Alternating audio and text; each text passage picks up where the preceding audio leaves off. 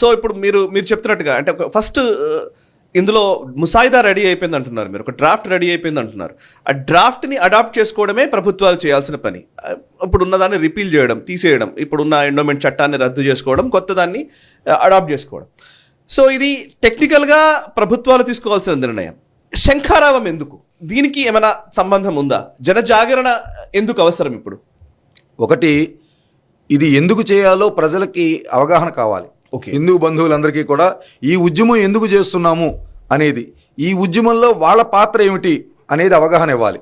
కాబట్టి ప్రజాస్వామ్యంలో అధిక సంఖ్యలో ఏది కోరుకుంటున్నారో ప్రభుత్వాలు ఆలోచించవలసిన అవసరం ఉన్నది. కాబట్టి లక్షలాది మంది రేపు విజయవాడ వచ్చి మా కోరిక ఇది నెరవేర్చడం రాష్ట్ర ప్రభుత్వాన్ని, కేంద్ర ప్రభుత్వాన్ని అడుగుతాయి. రెండో వైపున ఈ దేవాలయాలను రేపు మనం నిర్వహించుకోవడానికి కూడా హిందూ సమాజాన్ని సమాయత్తం చేసుకోవాల్సిన అవసరం ఉన్నది. కాబట్టి రెండు విభాగాలుగా ఈ జనజాగరణ కార్యక్రమంలో భాగంగా ఈ హైందవ శంఖారావం నిర్వహిస్తున్నాం. మొదటిది లక్షలాది మందిని ప్రత్యక్షంగా పాల్గొనేలా చేయడం సభలో. వాళ్ళకి దేశంలో ఉన్నటువంటి మహామహులైనటువంటి ధర్మాచారులు, రాష్ట్రంలో ఉన్నటువంటి ప్రముఖ స్వామీజీలు, అలాగే విశ్వ హిందూ పరిషత్ యొక్క అఖిల భారతీయ అధికారులు అందరూ కూడా ఈ కార్యక్రమంలో మార్గదర్శనం అందించడం జరుగుతుంది. ఆ తర్వాత ఇక్కడికి వచ్చిన వాళ్ళు ఒక స్ఫూర్తితో వెళ్తారు. అలాగే గ్రామాల్లో ఉన్న వాళ్ళకు కూడా ఇది ఎందుకు చేస్తున్నాం అవగాహన కలగాల్సిన అవసరం ఉన్నది. దీనికోసం 25 లక్షల కుటుంబాలను కలుస్తున్నాం. గత నెలలుగా ప్రతి కుటుంబానికి వెళుతున్నాం. ఆంధ్రప్రదేశ్ ఈ కరపత్రం వారందరికీ ఇస్తున్నాం. ఆంధ్రప్రదేశ్లో వారి ఇంటి ముందు ఒక స్టిక్కర్ అంటిస్తున్నాం, మన దీక్ష దేవాలయ రక్ష అని. కాబట్టి ప్రతి కుటుంబంలో ఉన్న ప్రతి హిందువుకి కూడా ఇది అవగాహనకు రావాలి. రేపు మన దేవాలయాలు మనమే నిర్వహించుకోవాలి. ఇది కోల్పోవడం వల్ల ఈవేళ మత మార్పులు జరుగుతున్నాయి.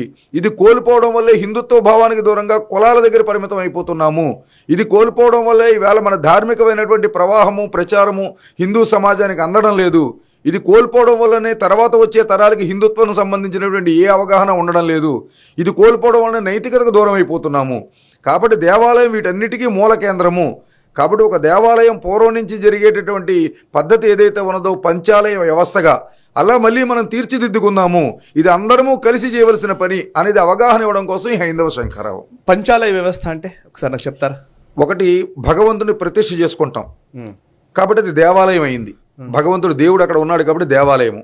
ఆ దేవాలయం కేంద్రంగా సమాజం మొత్తానికి ఆర్తులకి ఆకలిని తీర్చి, అన్నార్తిని తీర్చి వసతిని అందించేటటువంటి శరణాలయం రెండవ ఆలయం.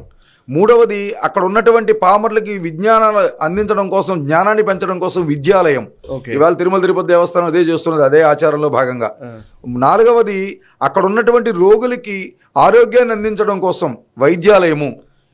ఇక చివరగా హిందుత్వానికి సంబంధించినటువంటి గ్రంథాలు, వాటికి సంబంధించినటువంటి పురాణ ఇతిహాసాలని ప్రతి వాళ్ళు కొని చదవలేరు. కాబట్టి ప్రతి దేవాలయం ఒక గ్రంథాలయంగా విరాజమానం అయినప్పుడు, ధార్మిక పత్రికలు అక్కడికి వస్తున్నప్పుడు వేదాలు కానీ, ఉపనిషత్తులు కానీ, లేకపోతే శృతులు కానీ, కృతులు కానీ, పురాణాలు కానీ, 18 అష్టాదశ పురాణాలు కానీ, భగవద్గీత కానీ, మా ప్రముఖులైనటువంటి ధార్మిక పురుషుల యొక్క ప్రవచన సంపుటిలు కానీ, ఇవన్నీ అక్కడ గ్రంథాలయంలో ఉంచితే కావాల్సిన వాళ్ళు రోజు వచ్చి వాటిని చదువుకుని విజ్ఞానాన్ని, ధార్మికతని, నైతికతని పెంచుకునే విధంగా గ్రంథాలయాలు. కాబట్టి దేవాలయము, శరణాలయము, విద్యాలయము, వైద్యాలయము, గ్రంథాలయము, ఈ పంచాలయ వ్యవస్థ మళ్ళీ వచ్చిన రోజునే ఈ హిందుత్వం మత మార్పుల బారి నుంచి రక్షించుకొనబడుతుంది. అప్పుడు ఒకవైపు ధార్మికత, రెండో వైపు ధార్మికతే జాతీయత. కాబట్టి జాతీయ భావాలు కూడా పెరగడానికి అవకాశం ఉంటుంది.